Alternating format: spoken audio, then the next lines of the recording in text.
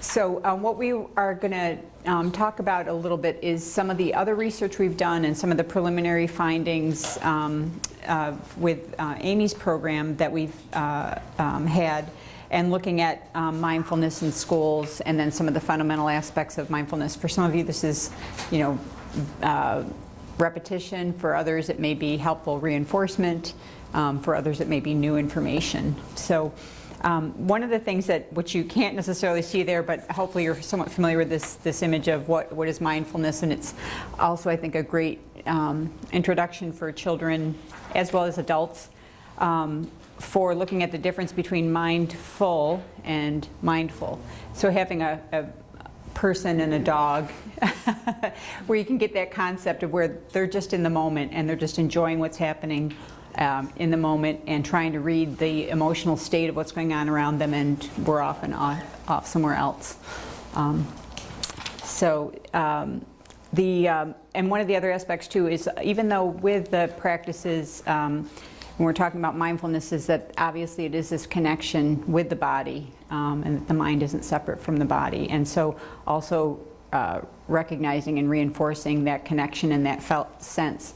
And the neuroscience part is very important for understanding what the outcomes are. It's very important for understanding what drives behavior, but then also recognizing that the mind goes beyond the brain, and that aspect of that it is connected to neurotransmitters and receptors throughout the body, and that it's more than just the brain and the spinal cord in that aspect. I don't know if there's anything you want to talk about from that. One of the other pieces with that is looking at for avoiding autopilot. And so when you do bring attention to the breathing or to the body, is that is always present, because it's only what's occurring in terms of the here and now, as a touch point and an anchor. I don't know if you want to say anything. So the next image there is maybe hard. Also, it's even hard on our copy to read. But if people how many people have seen the creative contemplative practices before? So it's one way to demonstrate that something like meditation or mindfulness is kind of just one type of ways that, or meditation is kind of one way of, or one example of a mindfulness-based practice, but that there are other modes of inquiry. So some of the things, I know it's hard to read on there, but these different branches, one of them would be movement, so walking, yoga, dance, relational, doing counsel circles or dialogue or deep listening, doing things that have more of a creative type of nature to them, things like contemplative arts, improvisation, journaling, so that there are these kind of different techniques or skills that all fall under what we think about as being mindfulness-based practices. And so sometimes some of the programs that we've worked with and looked at before sometimes weave other kind of examples into their practices.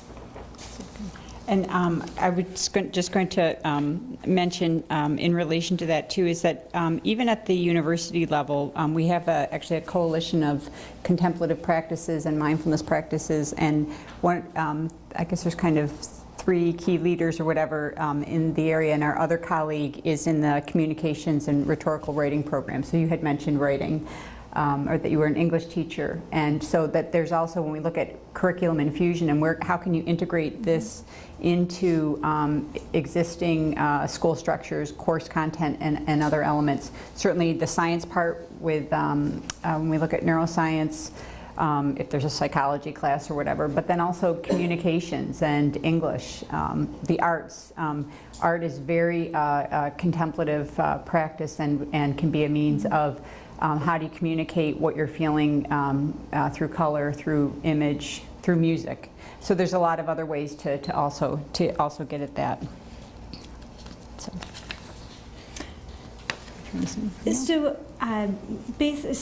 with all of these different types of, well, if we use the word or the term mindfulness practices, what researcher, kind of what the theory behind these different practices suggests is that although they may take different forms, like we looked at in the tree there, so there might be a variety of different techniques that you can use in the mindfulness-based practice, that there are these three common goals that are shared among most of them in terms of what we're hoping that they're going to be able to enhance. One of the areas is to sharpen attention and focus. So some of the research that people may see out there talks about the benefits for helping us sharpen and kind of focus our attention on one thing, sustain our attention for a period of time. So attention is kind of one of those big areas. Another big area is building emotional regulation skills. So as some people, like we talked about already, things like recognizing our emotions, being able to also have strategies that are helpful in order to deal and work through those different emotions. And then also gaining self-knowledge. And I think, Amy, this is, I think, where your program differs from some of the other ones that we've worked with in a really wonderful way in terms of also bringing a focus on the individual and doing this, and why it's important to do this for themselves, and giving them a way that they're engaged and interested, where I haven't seen that done kind of as eloquently as your program, I think, does that. Mm-hmm. I don't know if this one, maybe she's talked a fair amount about that. So the other aspect too is if you're looking at trying to help, if you already have support to come into a school to do the program, so the benefits of mindfulness, whether you have support or you're building coalition support, is that there's almost an infinite field of research now that has very good scientific research that has looked at the beneficial outcomes for social emotional learning, for physical health, for self-regulation, as a public health component, many other elements, whatever. So the science behind it that can help to support what you're trying to put in place is can be a great means of helping to overcome some of the challenges that may be related to misperceptions about what meditation is and whether or not it belongs in our schools. And the other aspect too is for looking at differentiating what it is and what it isn't. So I think Amy's done a good job of that. Maybe we can pass over some of those things. So one of the key things we wanted to touch base on, and Amy's going to cover this in much more depth on Sunday, I think, with the neuroscience, but to look at some of the key elements about what happens, or what we know happens with mindfulness and some very simple key areas of the brain, and how the cultivation of these sort of metacognitive skills help. What is it about that actually helps with adult brains, with children's brains? And so there's three key areas that we think of. And so the amygdala area, which deals with emotion, anger, arousal. So if you think of those things related to the letter A. And reactivity naturally has a very strong connection with the hippocampus. And these are also areas that are sort of hijacked and essential to when we look at addictive behaviors, whether it's substance use, technology use, the development of patterns that are not necessarily helpful but more or less maladaptive. And so there's a strong connection between these two parts when we look at the amygdala and the hippocampus. And this is also the foundation for reaction versus response. And so when we look at reactivity and what leads to arguments, between teachers and students, between parents and children, between children, between members of the community and law enforcement, all those types of things, is when these two things, that's what's firing, and the prefrontal cortex is offline. So the neuroscience now, looking through brain imaging, has found that the connection then between the prefrontal cortex, which Amy eloquently described as this is the the newer part of the brain, the area that is developed in much in response to our external environment, strengthening that connection with the hippocampus and weakening the connection, sort of mediating the connection between the amygdala and the hippocampus, helps to, when we talked before about, creating this sort of sense of space and time, it gives that nanosecond of an opportunity to choose to respond rather than to simply react, and that makes all the difference in the world.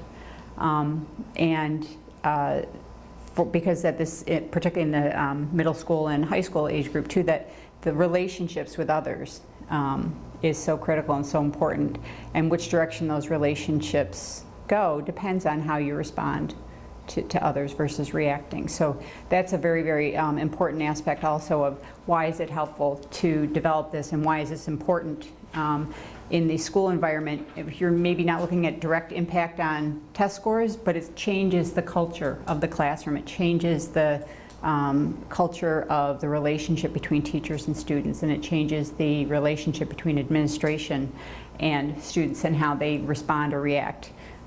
Is everybody suspended, or are we looking at a dialogue and discussion? Yeah. I'm sorry, I have a question, because I know there's a lot of research in adults, but I haven't found a lot for kids. Do you have? Are we going to see that later? Because that's something I need to present to my school district.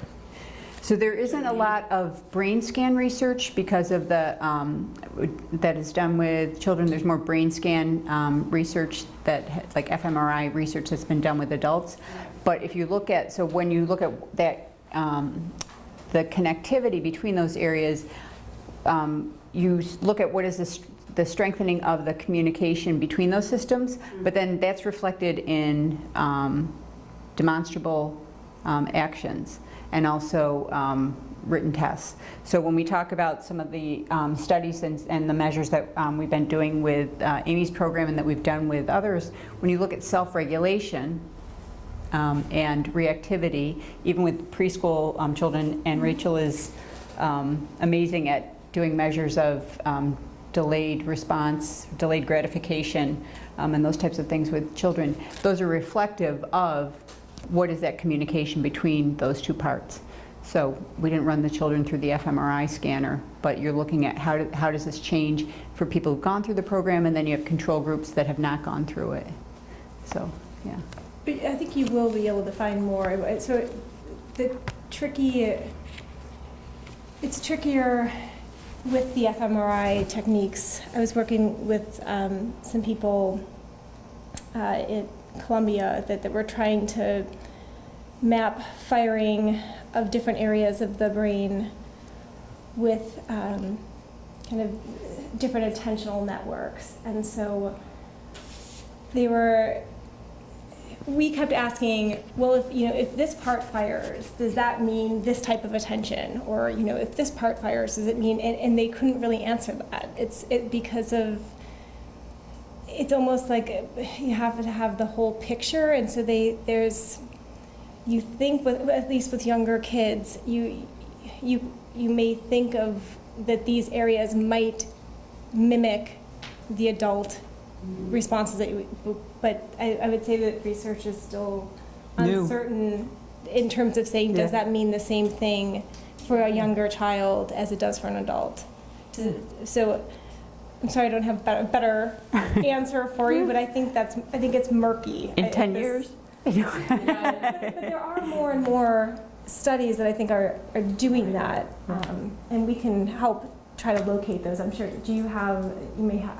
I haven't done a lot of collection of research studies. I haven't had to prove it to my school administrators. I've gone for favorable, people who are favorable towards the program already without having to prove it. But I can also, if you guys have some, I know some other people who may. Yeah, that would be great. Thank you. Sure. And I think as Rachel's also saying, is that the field of neuroscience has been developing by leaps and bounds or whatever. And again, we still don't know that much because most of the research has been done with children, are people with disease conditions, maladaptive states and whatever, and so what the healthy brain is and what the healthy functionality is in children from a neuroscience perspective, mapping it is still like a very, very new field. But, yeah. Does the school board have any study to do? There you go. So Yeah. they're looking specifically for brain.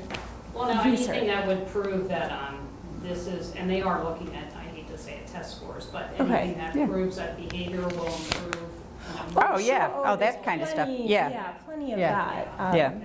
Yes. Yeah, and so we'll talk about, I'm going to skip over some of the neuroscience components here, so, because I think Amy's going to get into that, unless you want to touch on any of No, these? I was just going to say too, like, so some of the I know the research that is in here, we can send the full links to people, the full, you know, PDFs, if people are interested in. So some of these are actually, at this point, we call them meta-analyses, but it's not necessarily, it's not just following like one sample of cohort, but it's the meta-analysis is a way to summarize a whole field of research. So at this point, there are enough studies out there with adolescents, we've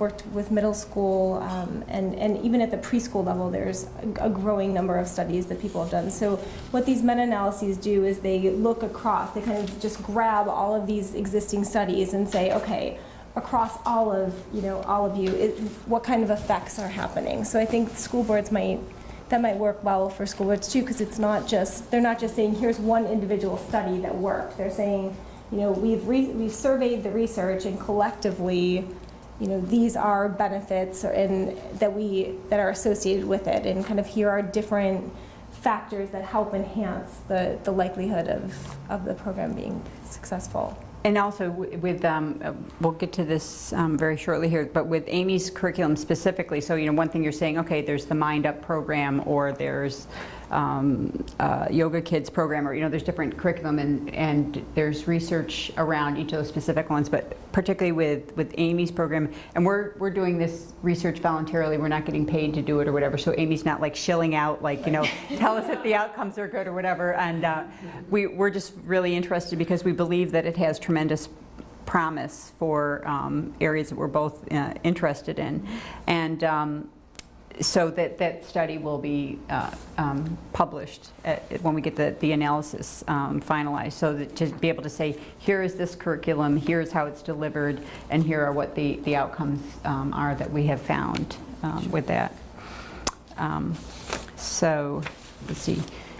I don't know if you want to, yeah, we can skip those parts.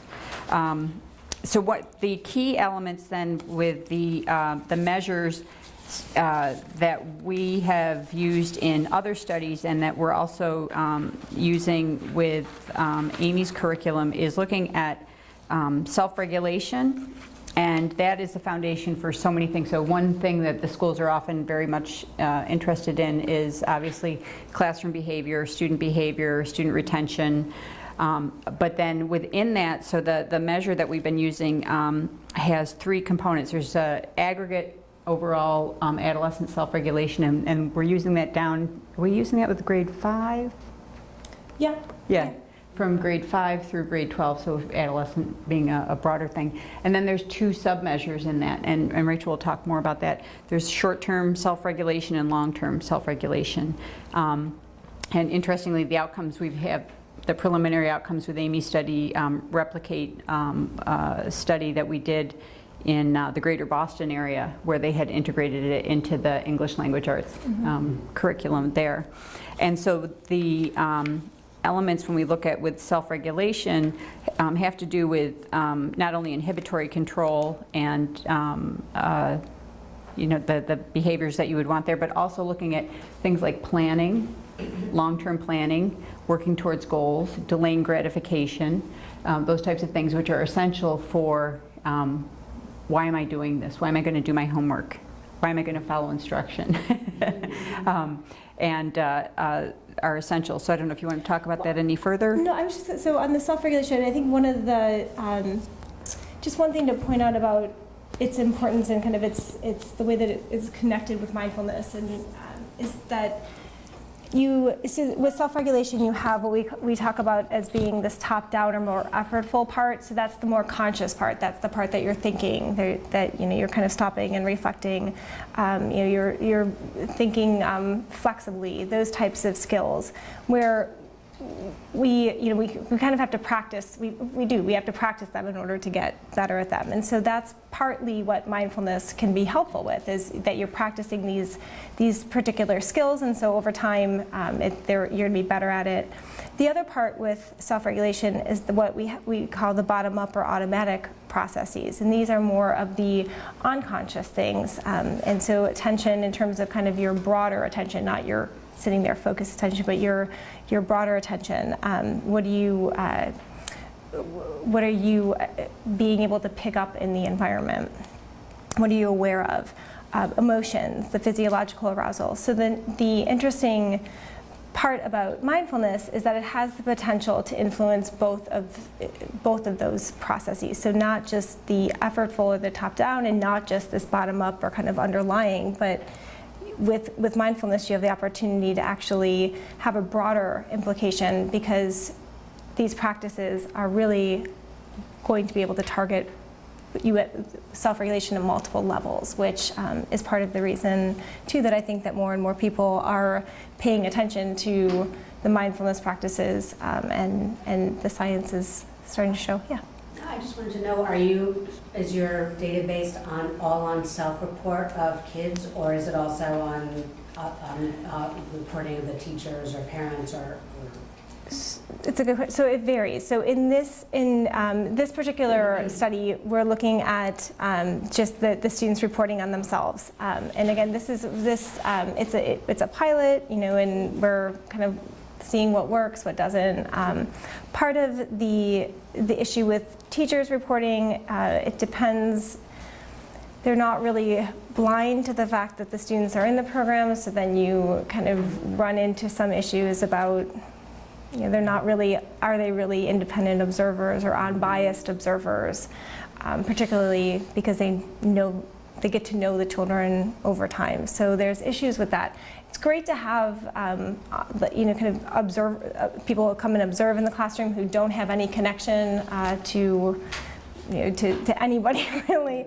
And so some studies are doing that. Some of the other research that we've done, particularly with younger kids, has been us implementing actually like little games with the children and measuring their self-regulatory skills. So there's definitely a variety of different ways you can do that. And with the preschool program that we studied, there was parent self-report, and so again, there was control and treatment or groups or whatever, so that the children who had the same, literally, they were in a classroom that was not much bigger than this with a movable wall in the middle. Children on this half of the classroom did not receive it, children on this half did, or whatever. So everything that was like, if you had to make up a study, that would be the way to go. Horrible teaching conditions, but we had parent self-report in that aspect as well. And so that's the element too. If people are interested in help or having us to be involved in evaluating and doing research with programs that you're going to be implementing, so that the schools can see if it's working, whatever, it's really, really important to have an equitable group that is not receiving the program to be able to measure things. Right. Mm-hmm. And the other thing we found too in other samples is that it's really hard sometimes to get parents to actually like respond. Oh yeah. So that's another. So in terms of having incentives and being able to offer some type of incentives to get reports can be very helpful. Do you want to talk about the Lexington? Sure. So I'll just lean in here. Sure. There we go. So the study that we did, it was in the Lexington School District, and they integrated what they call mindful yoga into the English language arts. And so they were simple meditation, and actually, like each day they'd have like one yoga move that they would focus on, and it was like 3 times a week for about 2 minutes at the beginning of class. Throughout the school year. So it was a different approach to the program than Amy's doing, and they started the class that way, and we found that it had then we also have students, we had another school, same age group or whatever, that was not, where they didn't implement it. And we found that there were significant improvements in self-regulation and mindfulness. So there's an adolescent mindfulness measure among the 6th graders. And what was interesting too, you were talking about the stress of testing. So one of the things is we measured at the beginning of the school year. So this is there's a tiny square that would look like this if you could actually see it. But we'll send it out to you. And this one's been published too, so you can. So they're figures for, yeah, you can. But that we measured the beginning of the year, the middle of the year, and the end of the year. And so they made great gains and mid-year or whatever, and then they started to lose some of it by the end of the year. And then we had the control school, which they lost self-regulation across the year, and same with mindfulness. But one of the things that the teachers talked about too is that during the middle part of the year, when they were able to kind of really do the curriculum that they wanted to, the kids were doing reflective writing and self-inquiry and other things. And the end of the year, it was focusing on teaching to the test or whatever. The teachers were anxious, the kids were anxious. And so we have also talked about the children with different issues. You have children who may be of privilege and may be high performing, having high pressure, and also the teachers. So in this one particular school, they said 3 times, we did this study the year after they'd had 3 incidents where the ambulance had carted teachers away who thought they were having heart attacks, but were having panic and anxiety attacks. And it's also a district that sadly has a very high suicide rate for kids. The parents are high performing. And in high school, it's like Lexington, Massachusetts. yeah, and Newton, Mass, all the areas. So suffering, and then other work we've been doing in the city where we live in, Syracuse, is one of the poorest cities in the country, and has a higher murder per capita rate than any place else in New York State, which says a lot when you're in New York City is in your state or whatever. And we found benefits there too. So kids are suffering with different issues. And the great thing about a program or these skills is that it can help people wherever they're coming from. So we found significant improvements with those measures with the middle schoolers. I don't know if there's anything else you want to add about that. That study. It's probably the most similar to population-wise and age group-wise and the measures that we're doing here with Amy's program. Yeah, so this past fall, we have kind of 2 sections of data collection, so in groups of students that we've been following. So this fall, we piloted kind of a smaller group of students to be able to follow just them over time to see what kind of changes may be occurring with them. And also to look at where, as Amy mentioned, so it's not that they didn't show any self-compassion. They did. It's just that when we were looking to see, did they increase a significant amount? So in terms of, was their score at the end going to be? When you look at it statistically and say, here's where they started, here's where they ended, would we consider that to be like a significant, in terms of science, effect? And so it could be significant in other way. It doesn't, just because the little statistic test doesn't say it is, doesn't mean that you didn't make any change. You know what I mean?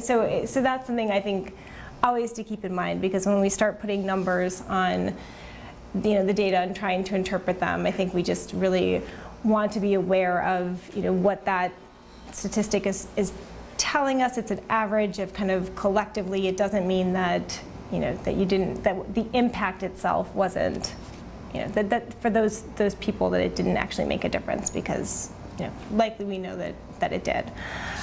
So we also we were looking to see other things that Amy has helped us kind of collect is, we're paying attention to the subject area. So what subject are these classes being taught in? And so I think, Amy, you had mentioned that there was kind of some variety in terms of the level of seriousness that some students may come and take the curriculum. And so things like that, I mean, these are, issues that the field is dealing with in general. So the people who are doing these kinds of mindfulness interventions, they're looking at these things because ultimately we want to know what works. What is the best context for the success of the program. So that you're not selling it short. You don't want to sell. Everybody's committing a lot of time and energy, and you don't want to sell it short because it's offered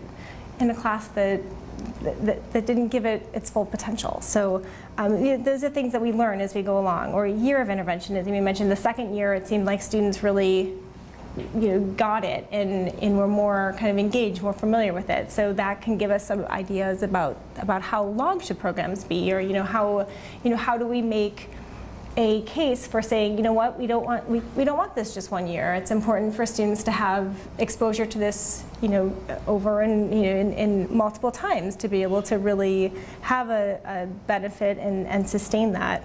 And then program fidelity, things like, so we have this training manual or this intervention manual, but what if you only get through a certain 5 lessons, let's say, because of just things that happen in classrooms, and so you're hoping for these big changes, and it's not that it's not because of the program itself. It's just that logistically you weren't able to implement it fully, and so you have to have realistic expectations about what it is that that you were able to do. And so that's some of the things that we're looking at in the larger study. So we followed one smaller cohort of students in the fall, and we had them complete assessments in the beginning before the program began in the fall, and then also at the end. And those measures, as Dessa had mentioned, the adolescent self-regulation inventory, that has a component of it that focuses on short-term self-regulation. So things like, if I notice myself fidgeting, can I control that? And versus long-term regulation, something like, can I? It's almost like, can I ignore my friends talking in order to focus on to do my work, to kind of do better. So it's almost like they have like a long-term goal in the long-term regulation. So it's like, can I do things kind of to work towards that long-term goal, versus the short-term, like, can I do something right now to manage myself?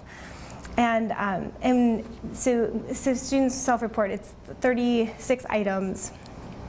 And then that scale also lets us talk about kind of a global self-regulatory outcome. So kind of overall, they kind of throw in some other just kind of general self-regulatory items in there. And then the other measure that we included in this group for the high schoolers was a self-compassion inventory. So students also reported on self-compassion at those same times. So what we had in terms of the 12th graders, so initially there were 98 students who participated overall at either the pre-test or the post-test in the fall. Only 61 of them completed both of the pre-test and post-tests. And then when you go to look at those who we have information on at both time points, we have a sample of 45 students who fully completed those measures. And so that's what the fall pilot is looking at, and that's what these really small bar graphs are showing. But so I can pass this around, but what it's showing is that the little bar on the left over here is in all 3 of these is going to be where that group was at the pre-test, and then the black bar is where they are at the post-test. And so the first columns are looking at short-term regulation, the middle one is looking at long-term regulation, and then that last one is looking at global, which again is kind of it includes both the short-term and the long-term, but also includes a couple more general items. So it's supposed to be more of a global kind of overall self-regulatory index.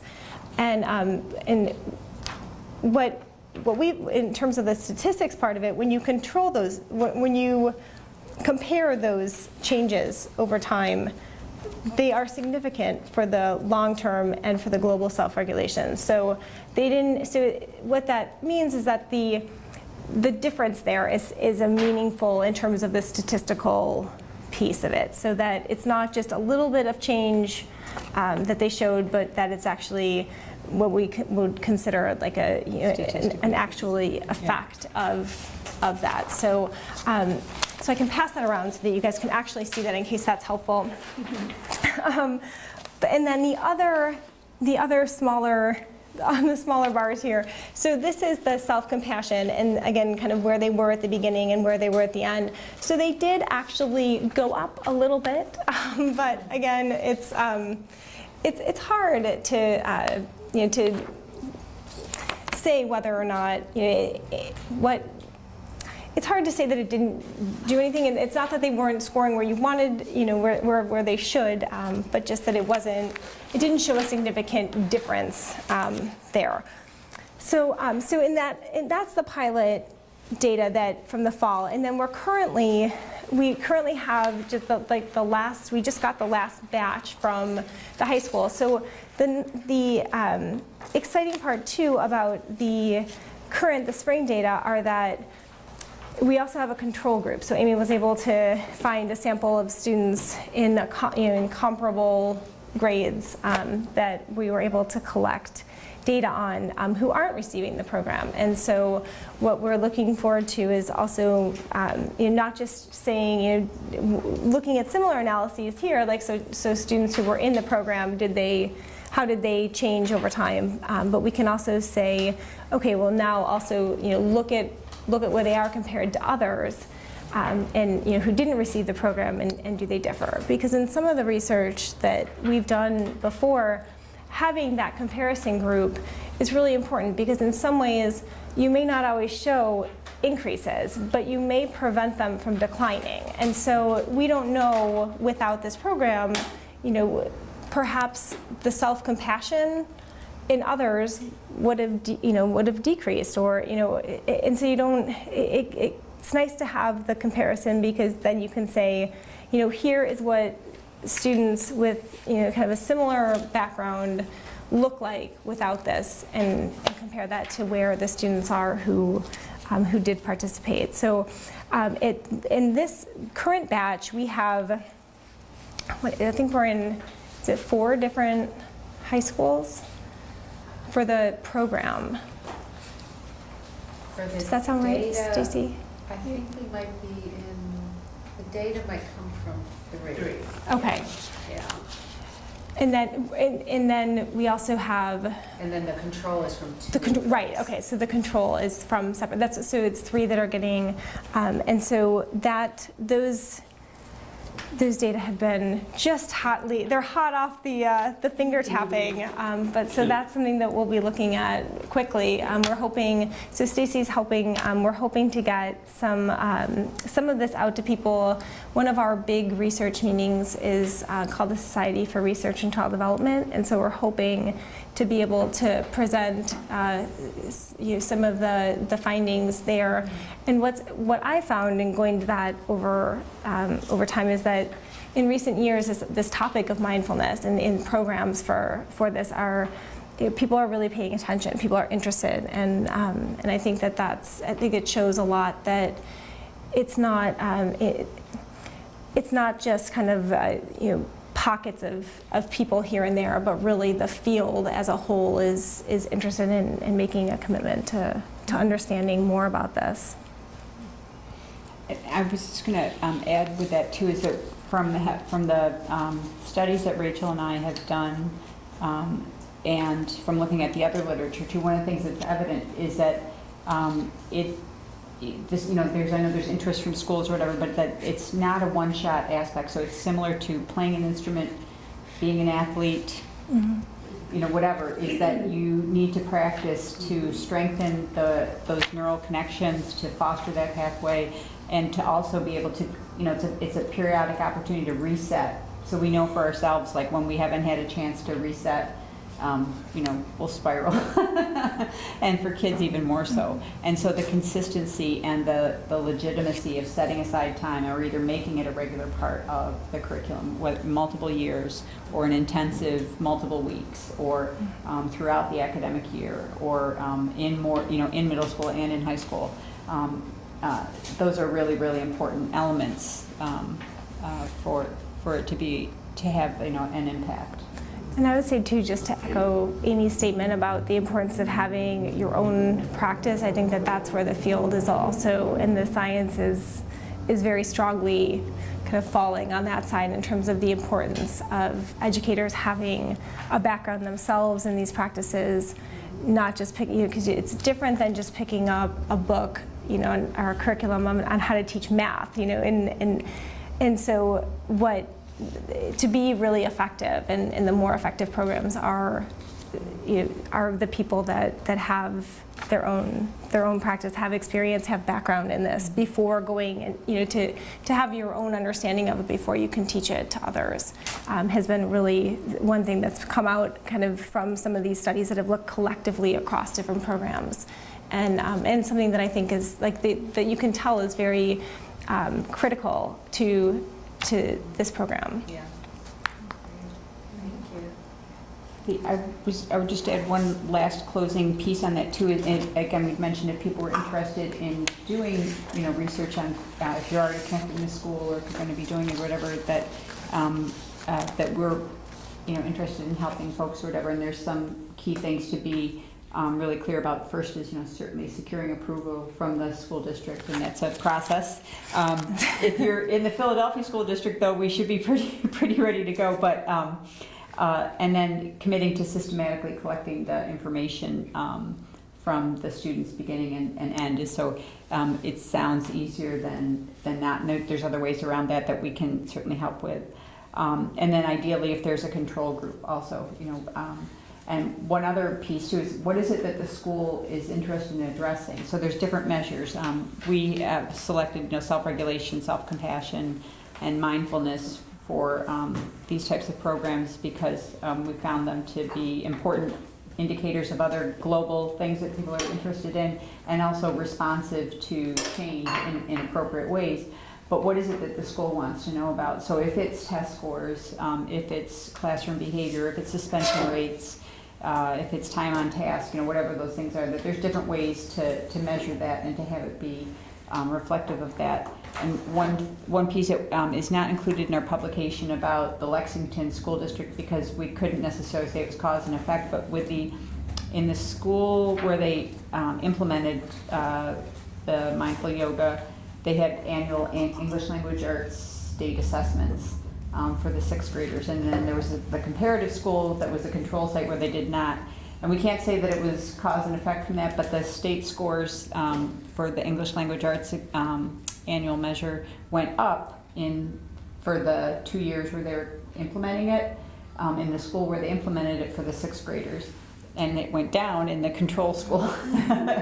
So, but that we can't say that it was cause and effect in terms of those things, but it certainly showed that that time on task did not detract from how they were performing in that. And I can't remember if we mentioned that in the article or not. I can't remember. I don't know, there's too much stuff going on or whatever. But those are things that if the schools are interested in measuring them and they're willing to do that can be done. And speaking to you too, We're going to have to stop because people are going to have to. Oh, yes. Oh, sure. I was just going to say that you your cultural part, the culture of the school, that you can collect things that you could probably do.